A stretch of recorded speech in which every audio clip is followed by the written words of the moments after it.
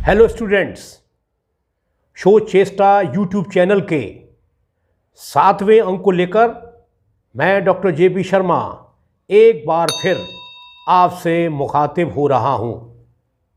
पिछले video lecture में मैंने आपसे प्लेगरिज्म से कैसे बचें इसके बारे में थोड़ी सी चर्चा की थी।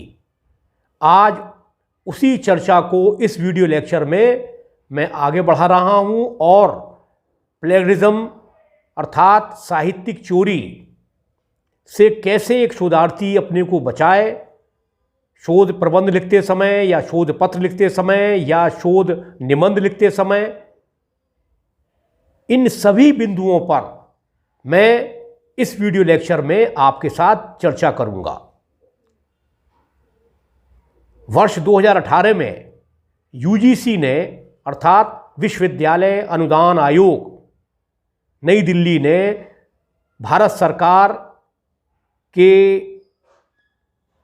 जितने विश्वविद्यालय हैं, राज्य सरकारों के जितने विश्वविद्यालय हैं अथवा जो निजी क्षेत्र के विश्वविद्यालय हैं, उन सभी को गाइडलाइंस भेजी थी कि जो भी शोध से जुड़ा हुआ कार्य होगा उसको जब पूर्ण किया जाएगा तब यूजीसी के द्वारा उन विश्वविद्यालयों को जो सॉफ्टवेयर दिया गया है, उरकुंड उसका नाम है, उसमें उसको चेक किया जाए। 10% जिनका सॉफ्टवेयर में प्लेगरिज्म आता है, शोध प्रबंध में या शोध पत्र में या एमफिल के डिसर्टेशन में, उनको क्लीन चिट दी जाती है। यदि 10 से लेकर 40% आपका प्लेगरिज्म आता है तब आपको 6 महीने का समय दिया जाता है कि आप अपने शोध प्रबंध को फिर से रिवाइज कीजिए, उसका पुनर्लेखन करिए और उसको सबमिट करिए। यदि 40 से 60% के बीच में आपका प्लेगरिज्म का परसेंटेज आता है, यानी साहित्यिक चोरी का, तो आपको 1 वर्ष का समय दिया जाएगा कि आप 1 वर्ष में अपने शोध प्रबंध के जिस अध्याय में प्लेगरिज्म आया है या आपने साहित्यिक चोरी की है उसको हटाइए और एक नया मौलिक कार्य करके पुनः उसको प्रस्तुत करिए मूल्यांकन के लिए। यदि इससे 60% से ऊपर प्लेगरिज्म है तो आपका जो रिसर्च का जो शीर्षक है या पंजीकरण है उसको रद्द कर दिया जाएगा। आज के जो शोधार्थी हैं उनके सामने सबसे बड़ी चुनौती है प्लेगरिज्म से कैसे बचें। प्लेगरिज्म से बचने का एक ही तरीका है, मौलिकतापूर्ण लेखन। मौलिकतापूर्ण लेखन का क्या अर्थ है? मौलिकता कब आएगी?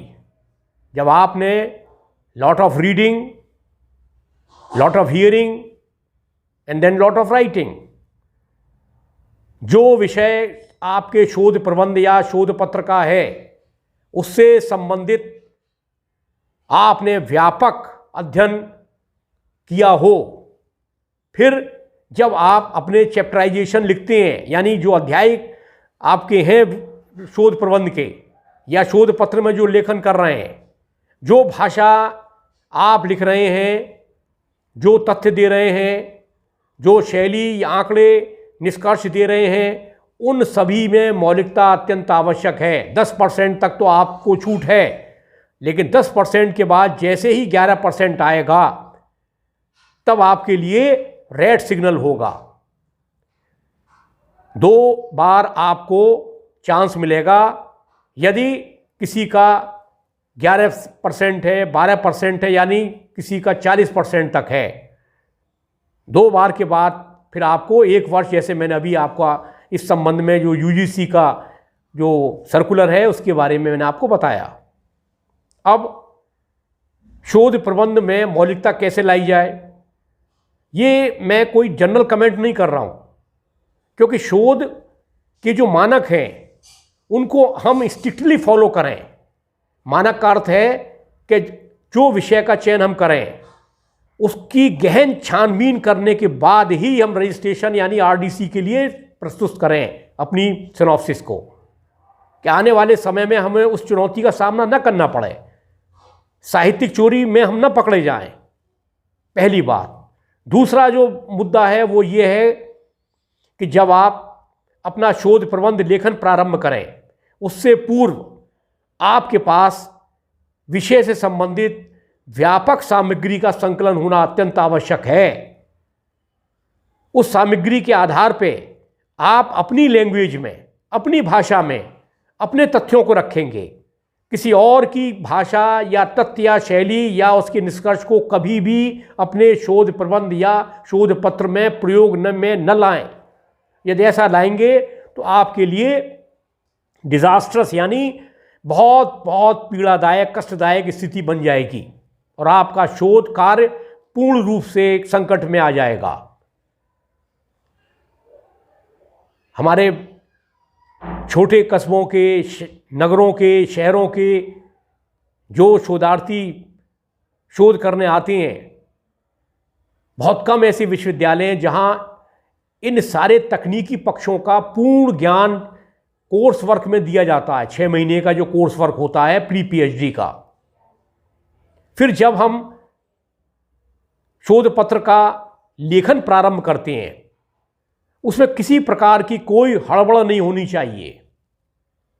1 ड्राफ्ट, 2 ड्राफ्ट, 3 ड्राफ्ट बनने दीजिए। जितनी मेहनत आप कर लेंगे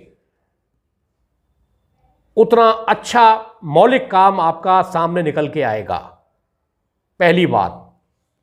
दूसरी बात जो महत्वपूर्ण है वो यह है कि यदि भाषा में प्रवाह नहीं होगा, भाषा में जो ओज होना है,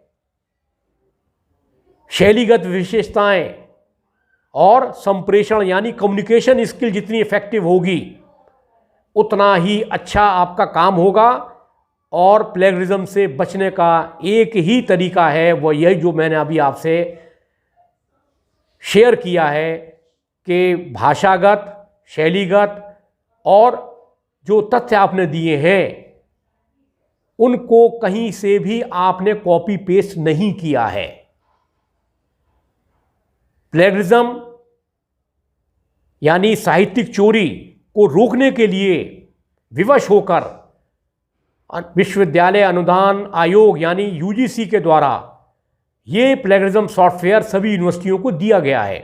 और ये उर्कुंड जो प्लेगरिज्म सॉफ्टवेयर है ये अपडेट होता रहता है प्रतिदिन। जो ऑनलाइन जो मैटर है पीडीएफ में, बहुत सी साइट्स हैं जिन पर तमाम तरीके के ग्रंथ, साहित्यिक जो कृतियां हैं उनको पीडीएफ फॉर्म में अपलोड किया जा रहा है। उन सभी का ये इन्वेस्टिगेशन करता है जब आपकी सॉफ्टवेयर में आपकी थीसिस जाती है कि आपने कहीं किसी से चोरी तो नहीं किया है। 10% तक आप अलाउड हैं। 10% बहुत कम जो है परसेंटेज है एक 200-250 पेज के शोध प्रबंध के लिए। इसलिए मेरा आपसे यही कहना है कि शोध कार्य को एक कठिन प्रक्रिया समझिए आप, कोई शॉर्टकट नहीं है। पहले क्या होता था उसे भूल जाइए। यदि आप आज के समय में आपको अपनी पीएचडी पूरी करनी है, इसके लिए गहनता से अध्ययन करना पड़ेगा। मौलिकता का एक ही तरीका है लाने का कि आपके जो अध्याय हैं, जो लेखन कर रहे हैं आप, उन सब में भाषा का संप्रेषण और जो निष्कर्ष हैं वो भी पूरे होने चाहिए। कहीं से किसी प्रकार का आपने कट पेस्ट नहीं किया है। और जो बात आप प्रस्तुत करना चाहते हैं अपने शोध प्रबंध में, वो सारी चीज़ें भी मौलिक रूप में आनी चाहिए। नहीं आप भाषागत अगर आपने परिवर्तन कर दिया, कहीं से आपने कोई मैटर लिया, उसकी भाषा बदल दी, तब भी आप सॉफ्टवेयर के द्वारा पकड़े जाएंगे। क्योंकि सॉफ्टवेयर केवल भाषागत साहित्यिक चोरी नहीं पकड़ता है। जो टर्मिनोलॉजी है, जो टर्म्स हैं, जो अवधारणाएं हैं, जो कथन हैं, उन सब को भी वो अपने सॉफ्टवेयर के द्वारा साहित्यिक चोरी में पकड़ता है। इसलिए आप सबसे मेरी रिक्वेस्ट है कि जितना अध्ययन करेंगे आप, जितनी गहनता के साथ, जितनी सूक्ष्मता के साथ आप अपने पीएचडी से जुड़े हुए जो विषय हैं, जो सामग्री है, उसका अध्ययन करेंगे, तभी जाकर आपकी जो प्लेगरिज्म से बचने की कोशिश है वो पूरी होगी। कोई शॉर्टकट नहीं है। मैं आपको इस वीडियो लेक्चर के माध्यम से प्लेगरिज्म यानी साहित्यिक चोरी का व्यवहारिक पक्ष समझा रहा हूँ, कोई आपको डरा नहीं रहा हूँ। मैं आपसे ये आग्रह कर रहा हूँ कि जितना आप पढ़ेंगे, जितनी गहनता के साथ पढ़ेंगे, जितनी आलोचनात्मकता के साथ पढ़ेंगे, जितना लेखन कार्य आप निरंतर करेंगे, वो सारे प्लस पॉइंट आपके शोध प्रबंध में दिखाई देंगे और एक अच्छा शोध प्रबंध आप पूरा करने में पूर्ण रूप से सफल होंगे। प्लेगरिज्म से डरने की आवश्यकता नहीं है। यदि आप अपनी कसौटी पर खरे उतरते हैं तो फिर इस संबंध में कोई किसी तरीके की शंका आने का कोई अनुमान मत लगाइए। लेकिन हाँ, यदि आप शोध प्रबंधों को इधर उधर से कॉपी पेस्ट करके उनके रेफरेंस को, उनकी सामग्री को, उनके विचारों को, पुस्तकों के विचारों को, मूल ग्रंथों को, जिन्हें आधार ग्रंथ कहते हैं, उन सब में से आप मैटर को लाएंगे, अपने में रखेंगे अध्यायों में, तो निश्चित रूप से आप प्लेगरिज्म में पकड़े जाएंगे। इस वीडियो लेक्चर में प्लेगरिज्म से कैसे बचें, इससे संबंधित महत्वपूर्ण जानकारी मैंने आपको दी है और मैं आशा करता हूं कि मेरी जानकारी पर आप अमल करेंगे, मेरे जो टिप्स हैं उनका अनुपालन करेंगे, तो प्लेगरिज्म जैसी चुनौती का आप आसानी से सामना कर सकेंगे और एक अच्छे शोध प्रबंध को पूर्ण करने में सफल होंगे और आप डॉक्टरेट की उपाधि आपको निश्चित रूप से प्रदान की जाएगी किसी भी विश्वविद्यालय के द्वारा। अगले वीडियो लेक्चर में एक नए विषय को लेकर एक बार फिर मैं आपसे मुखातिब होऊंगा।